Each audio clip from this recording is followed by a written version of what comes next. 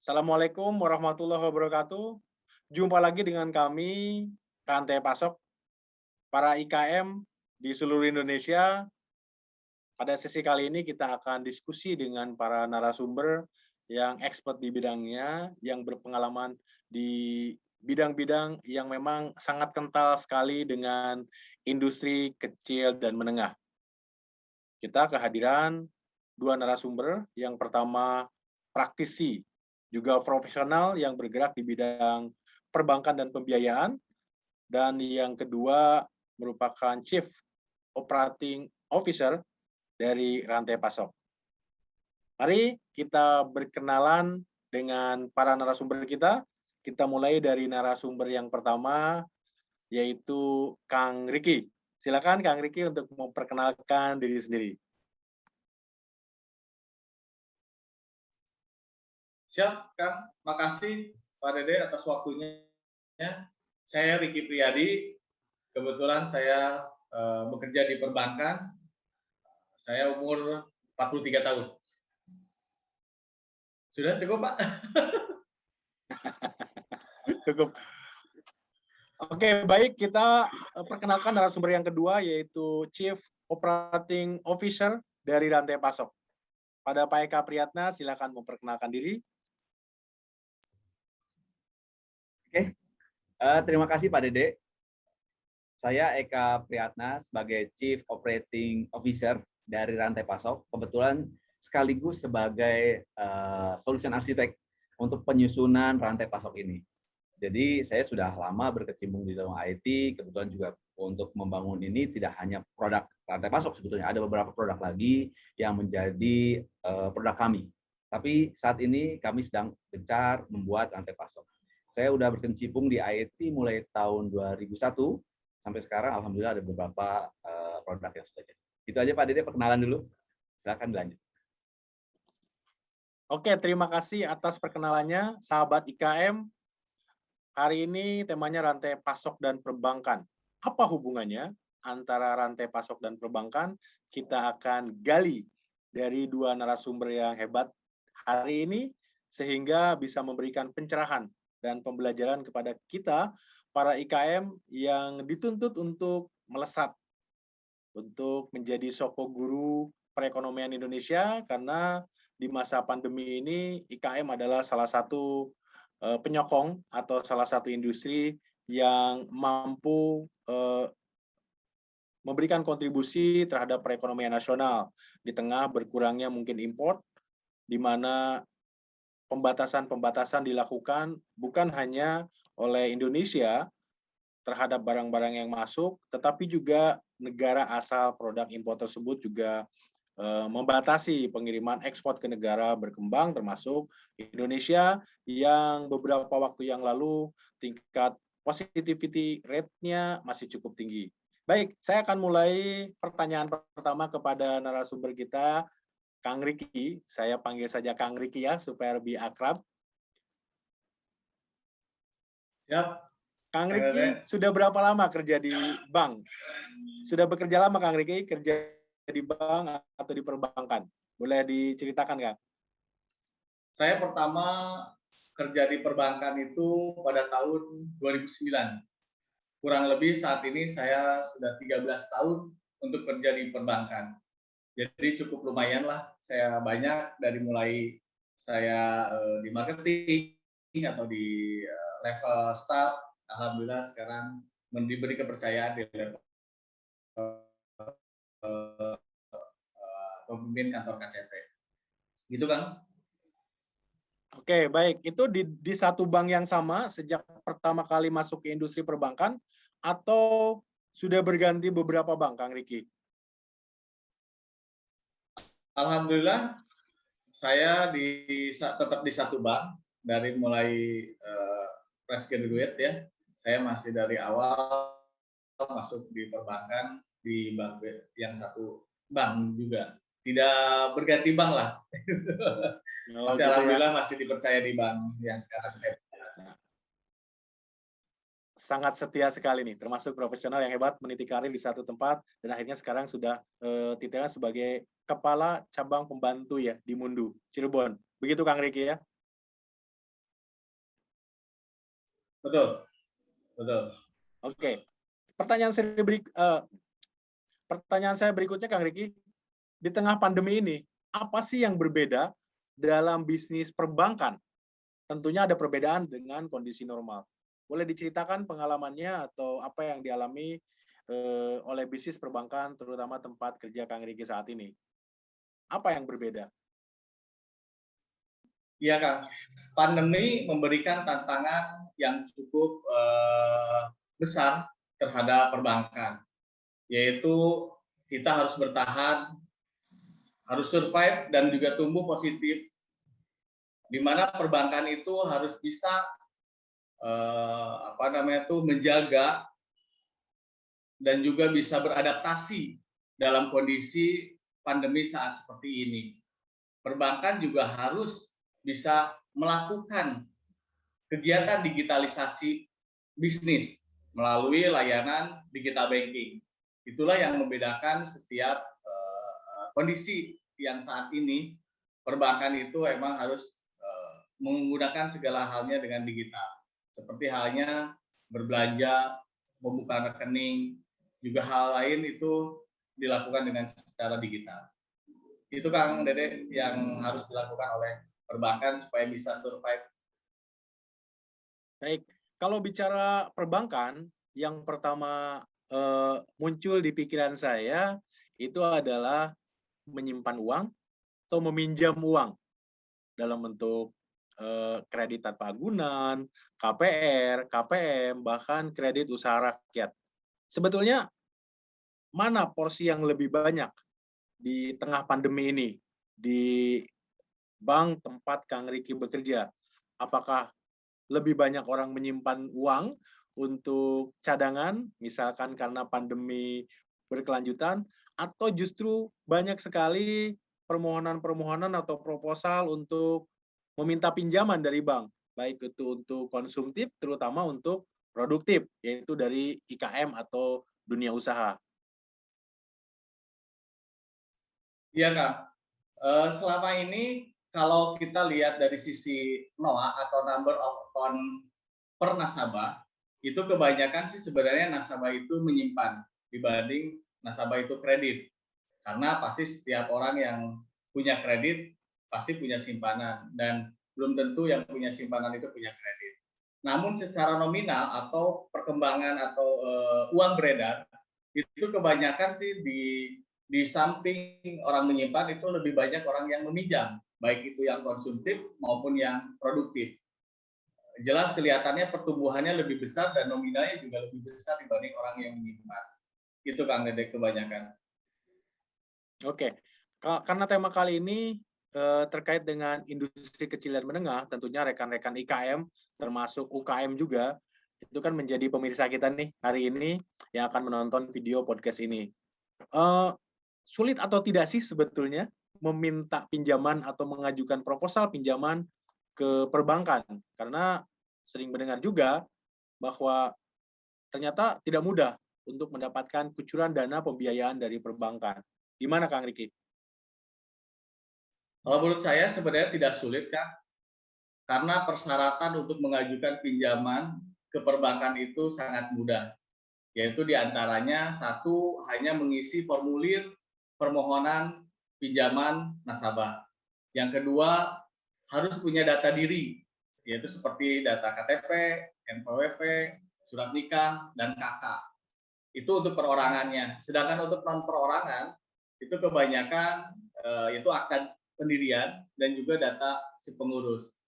Nah, di samping itu, yang ketiga yaitu harus ada kegiatan usahanya atau dokumen-dokumen kegiatan usaha, yaitu baik dari inventory atau misalnya penjualan, pembelian, itu harus terpenuhi. Nah, yang keempat yaitu jaminan sebagai pendukung. Nah, namun yang dirasakan oleh setiap masyarakat atau IKM itu emang sulit yang saya lihat juga di lapangan.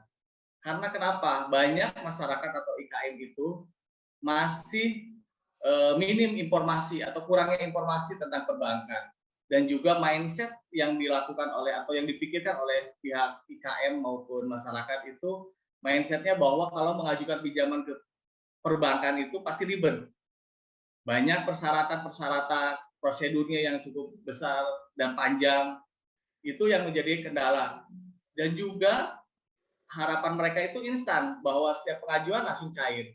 Padahal di dalam suatu perbankan itu harus mengalami suatu proses.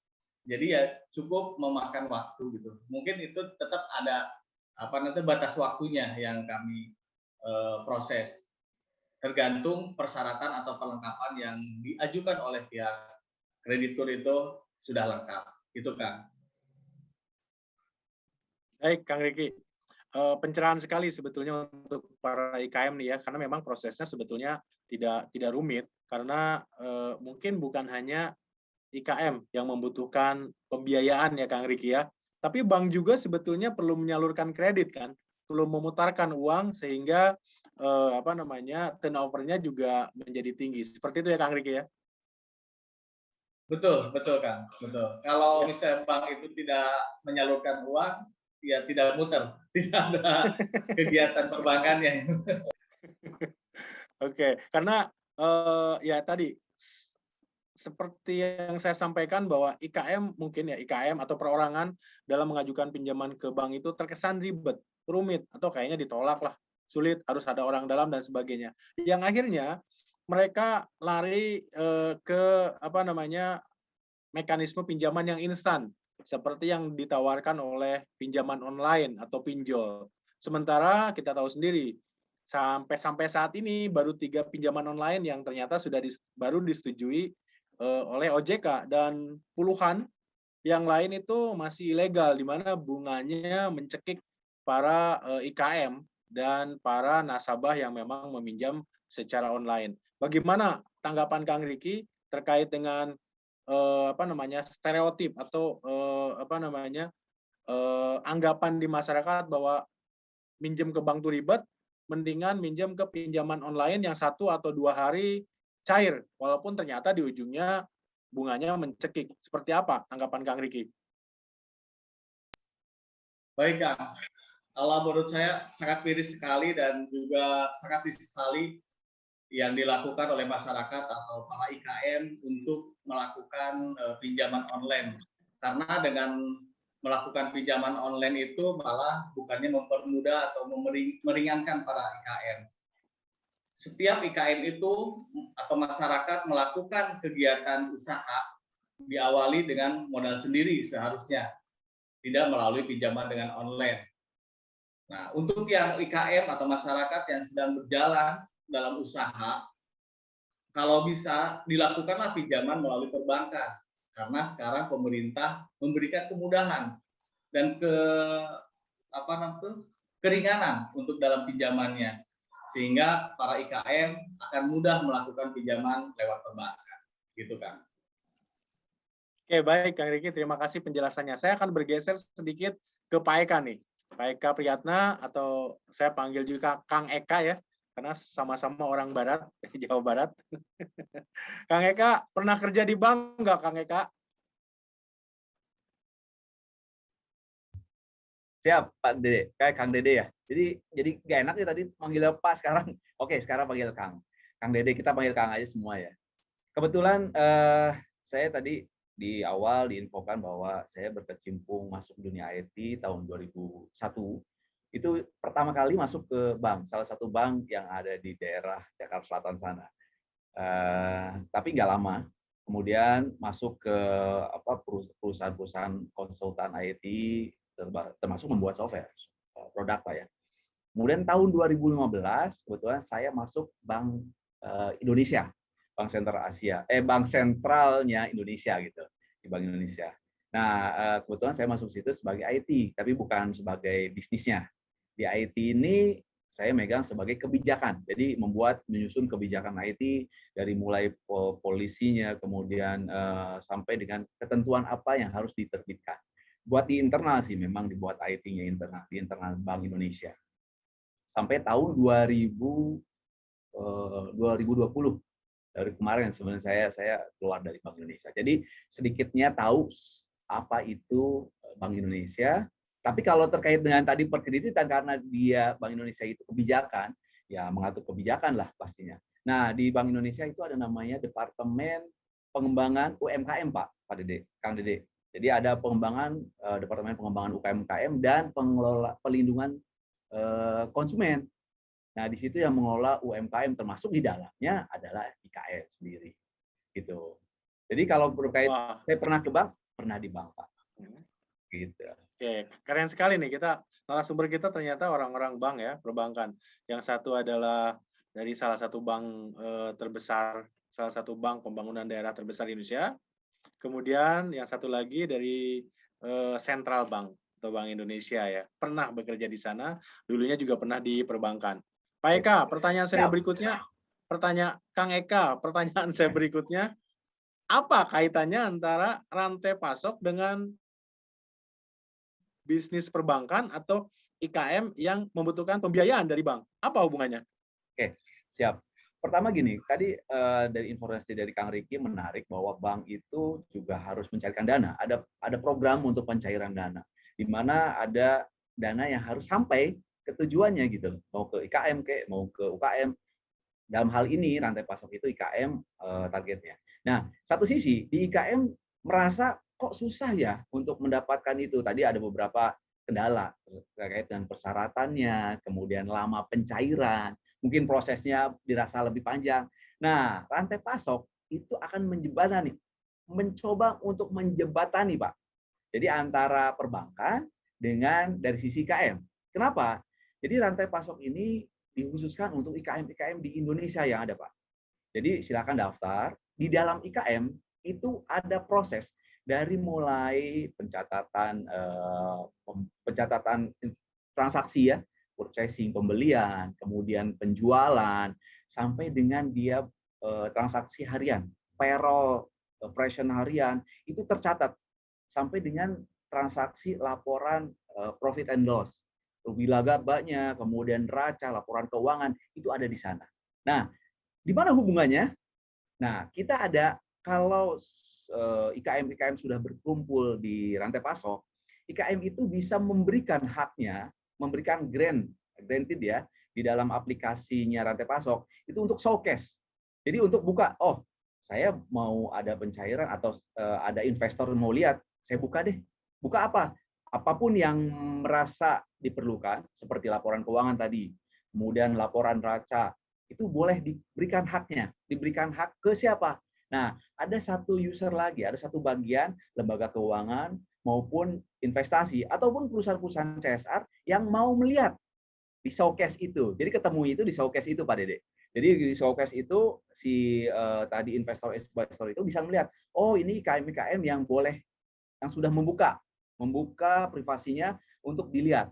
Nah, begitu dilihat di sana, dicek, oh ternyata oke, dipantau mungkin sebulan, 2 bulan, ada kenaikan. Dari situ jadi, oh ini target saya nih, IKM ini yang cocok buat saya. Jadi dengan adanya rantai pasok, diharapkan bank ataupun lembaga keuangan ataupun CSR, perusahaan-perusahaan CSR itu nggak susah-susah lagi gitu cari kemana-mana. Cukup di rantai pasok, ketemu, jadi mempertemukan antara investor, antara lembaga keuangan dan lembaga CSR itu dengan IKM yang ada sekarang ini di Indonesia. Gitu, Pak. Jadi ditemukan di showcase atau di rantai pasok ini.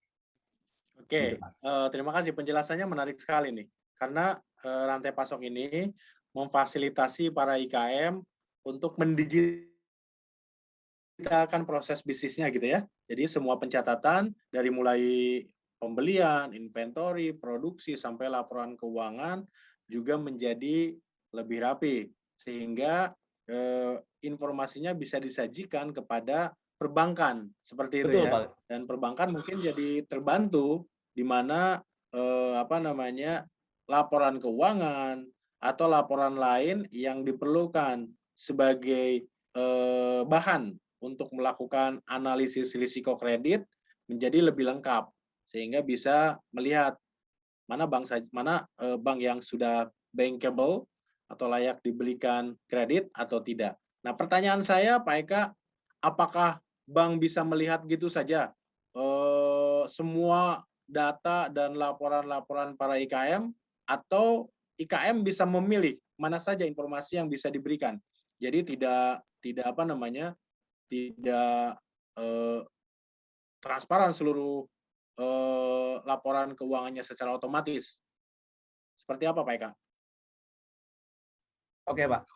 Tadi saya sempat sebutkan bahwa memang di dalam IKM, di dalam rantai pasok sendiri itu ada pengaturannya, ada pengaturan aksesnya.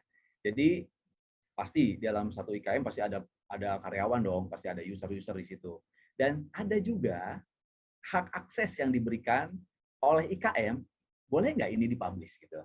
Jadi ada pemilihan. Tidak semuanya data yang ada di IKM itu dipublish. Jadi nggak semua. Jadi rahasianya dia harus juga ditutup dong, privasi.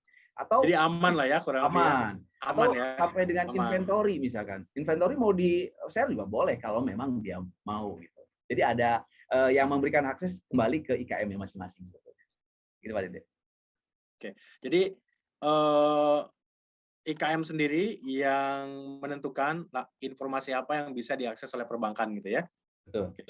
Selain perbankan, tadi sempat disampaikan kalau ada investor gitu ya,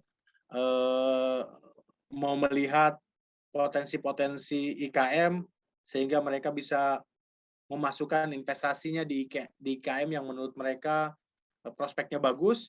Siapa lagi yang bisa melihat performance dari IKM di Indonesia dalam rantai pasok sehingga bisa membangkitkan atau membantu IKM ini untuk melesat lebih tinggi lagi dalam industri mereka masing-masing.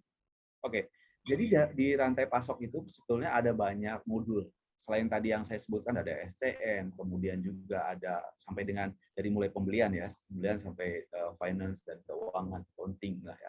Itu juga ada digital marketing di situ, digital marketing digital lah gitu. Jadi kita memanfaatkan sosial media. Kemudian ada marketplace Pak Dede. Jadi kita mempertemukan channelnya itu banyak. IKM ada, tapi channelnya penjualannya itu ada dari marketplace, kita sediakan juga. Kita sediakan juga IKM-IKM yang memang mau menjual melewati marketplace ada. Kemudian melewati kasir, misalkan dia punya toko di depan di daerahnya gitu, bisa juga pakai itu. Karena kita sudah membuat channel-channel itu. Pertama, kedua yaitu dengan sales order juga ada. Jadi ada 3 channel, ada dari marketplace, ada POS kasir, kemudian sales order. Nah, terkait dengan tadi pertanyaan, apakah ada selain dari banking, sebenarnya dari masuk melalui marketplace itu ada pilihan user. Jadi bisa registrasi di sana. Nah, pas saat registrasi nanti ada pilihan apakah sebagai user marketplace atau lembaga atau perusahaan CSR atau investor gitu. Jadi di sana ada tipe-tipenya Pak Kang Dede. Jadi bisa milih, oh ya, saya sebagai lembaga keuangan. Oke, kalau lembaga keuangan untuk validasinya apa? Ada nomornya, ada nomor usahanya, ada alamatnya, ada kontak personnya, dan itu harus divalidasi. Setelah divalidasi baru jadi user dari lembaga atau investor itu. Gitu. Oke, jadi tadi tidak hanya perbankan ya, dan juga investor, tapi perusahaan-perusahaan yang ingin menyalurkan dana CSR, terutama dana bergulir ya untuk IKM, itu bisa melihat ya IKM-IKM mana yang mungkin bisa mengembalikan uangnya dalam periode tertentu sehingga dananya bisa digulirkan ke perusahaan lain yang lebih membutuhkan. Seperti itu ya, Kang Eka. Betul sekali Pak Dede. Oke. Jadi memang pendaftarannya terbuka, siapapun yang termasuk dalam investor. Gitu. Oke, saya beralih lagi nih ke Kang Riki nih. Kang Riki, masih banyak sekali IKM-IKM yang proses bisnisnya masih dikelola secara manual, pencatatannya juga banyak yang tidak rapi, sehingga ketika ingin mempropos pinjaman ke bank atau kalau ada investor masuk pun masih tercampur malah keuangan pribadi dengan keuangan IKM. Karena konon katanya pengusaha IKM itu atau jadi pengusaha IKM itu bukan cita-cita, lebih banyaknya yang kepepet. Artinya mereka sih ingin jadi big boss di perusahaan besar, pengen punya perusahaan besar gitu kan, langsung. Tapi kan kemudian mulai dari awal, mulai dari UMKM mungkin jualan barang orang atau mempunyai pabrik produk memproduksi barangnya sendiri, jatuhlah ke kategori yang IKM, tapi sampai titik tertentu pengelolaan mereka masih manual. Nah, apa yang perlu mereka lakukan, Kang Riki, supaya di satu titik misalkan beberapa bulan ke depan mereka bisa lebih bankable dan lebih rapih di dalam pencatatan proses bisnis dan keuangannya. Baik, Pak Dede. Dengan kondisi zaman seperti sekarang ini yang serba digital, harusnya pencatatan yang manual itu sudah tidak dilakukan oleh para IKM. Apalagi sekarang banyak penawaran aplikasi-aplikasi yang memberikan kemudahan digital seperti yang tadi Pak Eka sampaikan, terutama rantai pasok itu akan memberikan solusi untuk para IKM dalam mengelola usahanya. Itu sangat mendukung sekali karena akan dibutuhkan data-data yang diperlukan oleh IKM itu sendiri dengan mudah, mulai dari persediaan, belanja barang, dari pembelian, itu akan mudah datanya diterima atau diketahui oleh IKM itu sendiri. Begitu juga bagi perbankan, sehingga perbankan juga akan mudah melihat IKM-IKM yang pengelolaannya sangat bagus, sehingga dibutuhkan tadi kriteria atau penilaian IKM yang bisa diajukan untuk pinjamannya, yaitu data diri dan pengelolaan keuangannya yang jelas, dan juga jaminan sebagai pendukung. Itu salah satu penilaian yang utama di awal pengajuan pinjamannya, karena kebanyakan itu nasabah di masyarakat IKM itu banyak yang kesulitan untuk mencatat atau mengetahui ketika dia mau mengajukan catatannya mana, nggak ada, notanya nggak ada. Itu yang kesulitan para IKM. Padahal dengan kondisi digital seperti ini, usaha sekecil apapun pencatatan harus jelas. Itu akan mempermudah pihak perbankan. Nah, itu yang kesulitan sehingga merasa oleh IKM itu ribet, susah untuk mengajukan. Padahal sebenarnya kalau pihak IKM itu menggunakan digitalisasi atau aplikasi yang jelas seperti rantai pasok, mungkin akan mudah oleh pihak perbankan atau pihak lain yang ingin mendanai atau memberikan fasilitas modal untuk IKM tersebut. Seharusnya mulai saat ini IKM-IKM kecil pun sudah harus mulai seperti itu. Apalagi sekarang dunia digital sudah mendunia dan juga persediaan barang atau keinginan masyarakat untuk membeli barang itu dipasok dari luar negeri. Mana IKM yang harus dimunculkan oleh pihak masyarakatnya atau IKM-nya itu sendiri untuk bisa menjual. Itu sih Kang Dede, menurut saya IKM itu harus sudah mulai digitalisasi dan menggunakan aplikasi yang jelas. Terima kasih. Oke, baik. Terima kasih Kang Riki. Tadi penjelasannya dari sisi perbankan udah jelas ya bahwa catat. Karena ketika menyampaikan proposal, kan bank juga tidak kenal secara formal usaha ini apa, yang diperjualbelikan apa, laporan keuangannya sehat atau tidak, itu kan menjadi bagian yang penting untuk analisis kredit ya, Kang Riki ya. Kalau nih para IKM sudah berkumpul nih di rantai pasok, sudah mengelola proses bisnisnya dengan menggunakan aplikasi ini, kemudian laporan keuangannya juga sudah rapi, apakah perbankan juga seharusnya bisa lebih proaktif dengan menggunakan data rantai pasok, tentunya data-data yang di-share oleh para IKM sendiri untuk menawarkan kredit, pinjaman, atau pembiayaan. Ilustrasi saya gini, tiba-tiba IKM itu didatangi oleh perbankan. Dalam hal ini bukan pinjol ya, pinjol ilegal apalagi. Mas, Mbak, Bapak, Ibu, pabrik Anda atau usaha Anda sudah layak mendapatkan pembiayaan dari bank senilai sekian juta, sekian puluh juta, sekian ratus juta, karena berdasarkan informasi yang ada di rantai pasok, Anda mempunyai kemampuan bayar yang tinggi, juga prospeknya bagus ke depan. Mungkin nggak perbankan secara proaktif melihat potensi-potensi atau calon nasabah dari IKM khususnya melalui rantai pasok. Gimana Kang Riki? Harusnya bisa Kang untuk membantu para IKM dan juga para perbankan untuk melakukan atau mengidentifikasi bahwa UKM-UKM tersebut sudah atau IKM tersebut sudah bankable, karena dengan tadi bahwa rantai pasok itu sudah memberikan solusi pengelolaan keuangan atau pengelolaan usahanya para IKM itu jelas, sehingga oleh pihak perbankan akan mudah sekali memperhitungkan atau menganalisa berapa kegiatan atau transaksi yang dilakukan oleh pihak IKM tersebut. Jadi menurut saya sangat bagus sekali dan sangat mempermudah mempertemukan semua IKM dan juga pihak perbankan atau pemerintah, sehingga IKM-IKM itu betul-betul diperhatikan oleh masyarakat, pemerintah dan juga perbankan. Gitu, Kang. Oke, baik Kang Riki. Jadi minimal ada informasi awal lah ya untuk teman-teman account officer atau bagian kredit di perbankan untuk melihat potensi-potensi. Tentunya sisanya kan tetap ada mekanisme perbankan yang harus dilewati, minimal 1 atau 2 tahap sudah bisa dimanfaatkan datanya dari rantai pasok. Seperti itu Kang Riki ya. Betul, Kang. Jadi mempermudah juga para AO atau perbankan yang ada di kita, bahwa selama ini kan kita mencari IKM itu harus datang ke dinas koperasi atau UMKM, dan juga kita datang ke desa atau kelurahan maupun kepada organisasi atau penghimpun perhimpunan usaha gitu.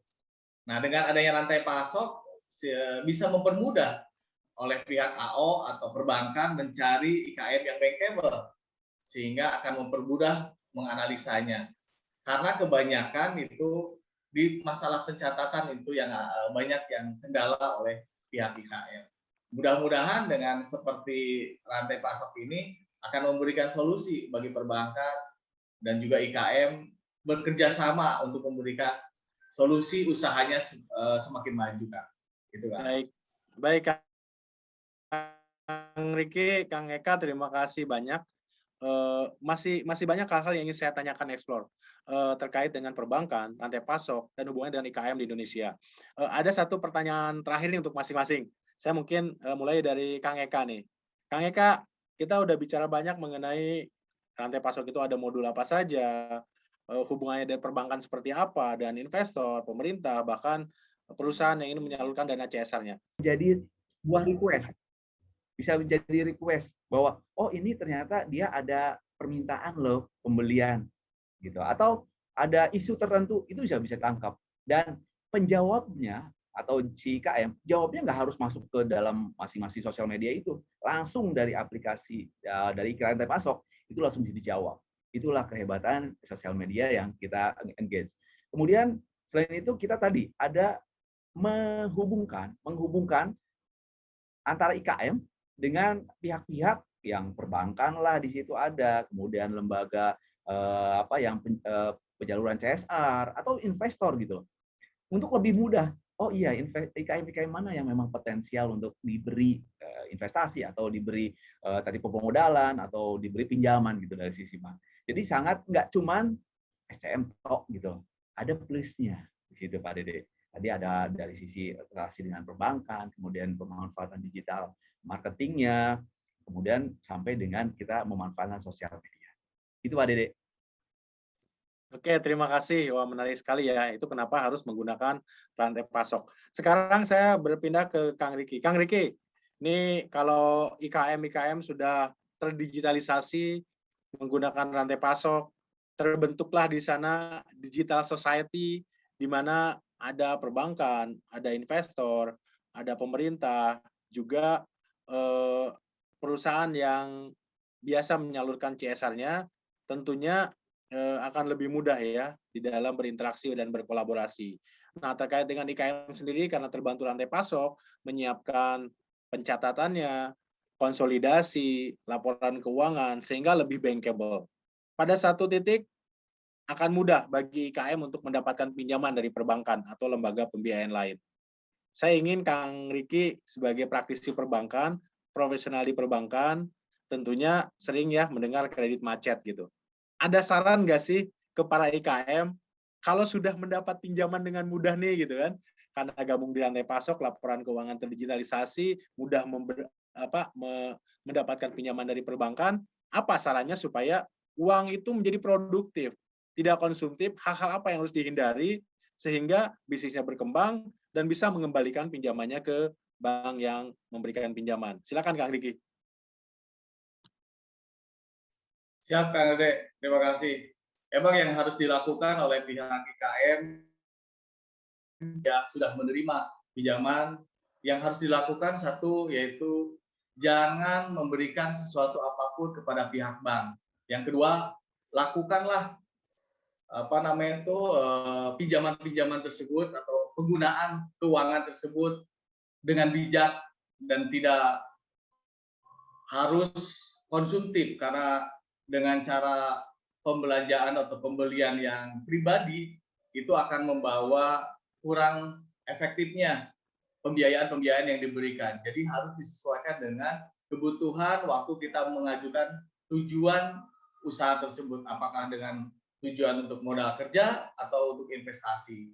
Yang ketiga yaitu ingat bahwa yang pinjaman itu punya kewajiban yang harus dilakukan setiap bulannya atau per 6 bulan, atau per 3 bulan, atau per tahunnya, harus tepat waktu sesuai dengan jangka waktu yang diharapkan. Yang keempat, pinjaman itu harus memberikan atau mendorong suatu IKM itu lebih maju dan berkembang. Tidak boleh mundur dengan pinjaman tersebut. Yang kelima yaitu lakukanlah transaksi kegiatan-kegiatan usaha itu melalui rekening perbankan, karena akan mencatat semua kegiatan-kegiatan IKM di perbankan itu dengan mudah. Untuk selanjutnya IKM itu akan menambah plafon atau menambah pinjamannya lagi sehingga kegiatannya akan jelas. Itu kalau menurut saya Kang Dede, bahwa IKM itu ketika punya pinjaman sesuaikanlah dengan kebutuhan dan pengajuannya IKM itu perlukan. Terima kasih Kang Dede, itu aja. Oke, Kang Riki, terima kasih atas pesan-pesannya terhadap IKM. Tentunya kita sangat appreciate banget nih, karena sebuah IKM atau nasabah yang mendapatkan kucuran kredit pasti sudah dipertimbangkan bahwa mereka itu layak ya Kang ya. Jadi tidak perlu memberikan apapun ke oknum perbankan. Jadi bukan karena oknum tersebut menjadikan kreditnya cair gitu ya. Dan ini juga memperbesar porsi yang diterima oleh IKM secara utuh ya. Tidak harus dipotong sana sini. Terima kasih Kang Riki atas pesan-pesannya untuk para IKM. Dan saya kasih kesempatan nih satu lagi nih terkait dengan sesi kita kali ini, harapan atau apalah gitu ya, silakan sehingga kita sama-sama bisa membangkitkan IKM di Indonesia. Dari Kang Eka, silakan Kang Eka. Ya, terima kasih Kang Dede. Harapannya adalah gini Pak Kang Dede, jadi mungkin kalau dilihat dari semua programnya, semua modul-modul yang ada di dalam aplikasi Rantai Pasok ini dari awal sampai akhir, wah kelihatannya besar gitu. Jadi orang lihat, oh jangan-jangan mahal. Enggak, benar-benar ini murah. Ini karena kita dibuat khusus untuk IKM, kita mau membangun Indonesia, dalam arti Indonesia membangkitkan lagi, karena memang sektor pandemi ini, masa pandemi ini, hanya IKM yang bisa bertahan, yang bisa membuat Indonesia tetap hidup gitu loh. Nah, makanya dengan hidup, oleh karena itu kita support, bantu dari sisi aplikasi, pencatatannya yang harganya pasti terjangkau. Jadi ke teman-teman IKM, diharapkan secepatnya masuk rantai pasok, jangan khawatir, harga sangat bisa murah sekali sebetulnya, murah dibandingkan dengan aplikasi yang sejenis yang ada, yang SCM, ERP dan seterusnya, pasti jauh lebih mahal. Kalau rantai pasok sangat murah Pak Dede. Dan kalau mau trial ya, kalau mau mencoba dulu aplikasinya, silahkan langsung masuk ke rantaipasok.co.id. Di situ nanti ada /trial. Nanti kita silahkan teman-teman IKM meregistrasi di situ, kemudian nanti akan validasi dan bisa coba. Gitu Kang Dede. Oke, baik. Kang Riki, terakhir ada yang disampaikan? Silakan sebelum saya closing. Terima kasih Kang Dede, sangat bagus sekali. Mudah-mudahan dengan adanya rantai pasok menumbuhkan gairah ekonomi para IKM untuk bisa lebih maju lagi, dan juga bisa bersinergis dengan pihak-pihak perbankan atau lembaga keuangan lainnya, termasuk juga pemerintah, karena pemerintah juga mendorong sekali untuk IKM-IKM ini untuk lebih maju. karena nilainya cukup dari nilai kecil 5 juta sampai dengan 2 miliar itu akan bisa diberikan kepada para IKM agar lebih bisa berkembang dan maju lagi dan bersaing dengan negara-negara lain. Sehingga kita tidak sebagai penonton di negara sendiri, tapi menjadikanlah produksi IKM yang lebih besar dan mendunia. Harapannya IKM-IKM ini tumbuh dan menggunakan aplikasi rantai pasok utamanya akan memberikan juga tambahan lebih untuk para perbankan, mempermudah di dalam menganalisa atau menilai suatu IKM itu sudah bankable. Itu aja Kang, semoga IKM kita semakin maju. Terima kasih. Oke, terima kasih banyak. Kita berikan applause ya kepada dua narasumber kita yang luar biasa hari ini. Terima kasih atas kehadirannya, sudah berbagi dengan para IKM di Indonesia.